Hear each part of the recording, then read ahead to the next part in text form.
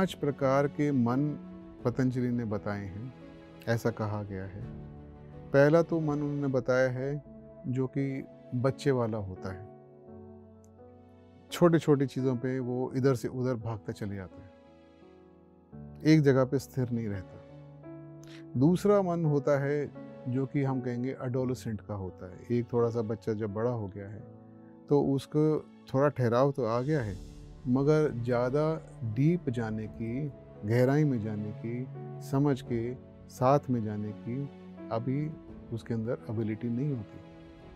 वो भी थोड़ी देर के बाद में बोर हो जाता है किसी चीज़ से और किसी और चीज़ पे चले जाता है। और ऐसा हो सकता है कि किसी चीज़ को बहुत पकड़ ले और छोड़ने को तैयार ना हो, ज़िद बैठा ले, अपने आप को खूब डिस्टर्ब रखे, ऐसा भी हो सकता है। तीसरा प्रकार का मन है जिसको विक्षिप्त कहा है।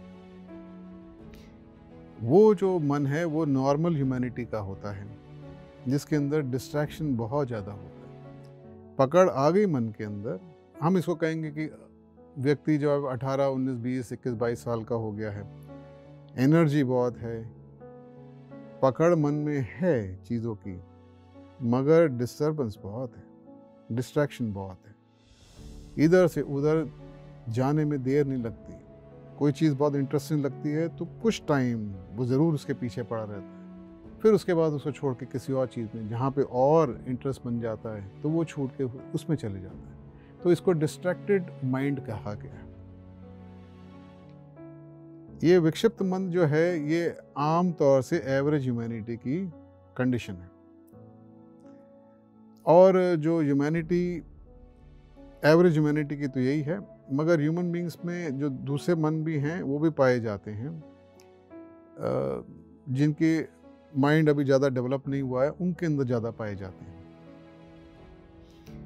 साधक को ये जो 3 प्रकार हैं, अपने आप को देखना है वो कहाँ है इन तीनों में से,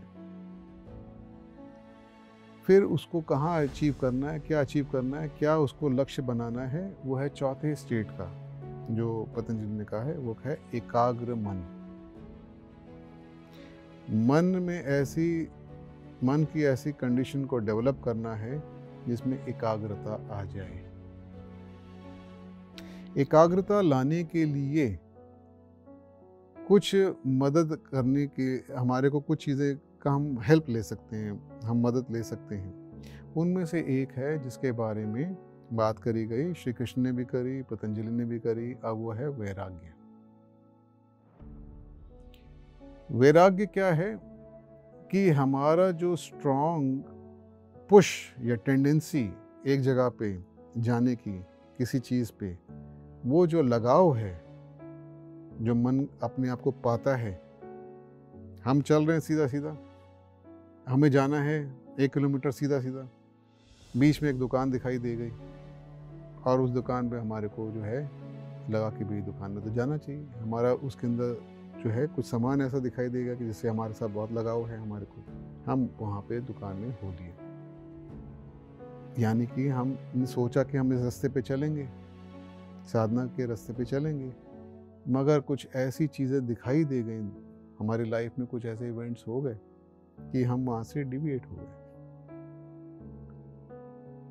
तो अब जब डिविएट हो गए और वापस ना आ पा रहे हों तो बिल्कुल ही गए। वापस आ जाएं थोड़े टाइम में, कोई बात नहीं, आ गए वापस, ठीक है, आ गए वापस, फिर आगे चले, अब कुछ और चीज़ दिखाई दी, फिर वहाँ चल दिए, फिर कुछ टाइम बाद फिर वापस आए, फिर तो इस तरीके से अगर लाइफ चलेगी साधक की तो वो नहीं पहुँच पाएगा। अगर बहुत सारे राग होंगे, बहुत सारे लगाव होंगे, तो फिर वो व्यक्ति जो है वो फिर आगे वैराग्य की स्थिति को नहीं पा पाएगा, एकाग्र मन को नहीं कर पाएगा। एक रास्ता जो उसने चुना है उस पर चलना मुश्किल हो जाएगा। इसलिए जब अर्जुन ने कहा कि इस मन को कैसे बांधूं, ये तो हवा की तरह है, तो बहुत बेसिक चीज़ों में उनको समझाया गया कि आप वैराग्य का सहारा लीजिए और अभ्यास का सहारा लीजिए। तो वैराग्य जो है हमारे को लेके आना है एकाग्र करने के लिए मन को, ताकि मन को हम एक जगह पे बांध सकें।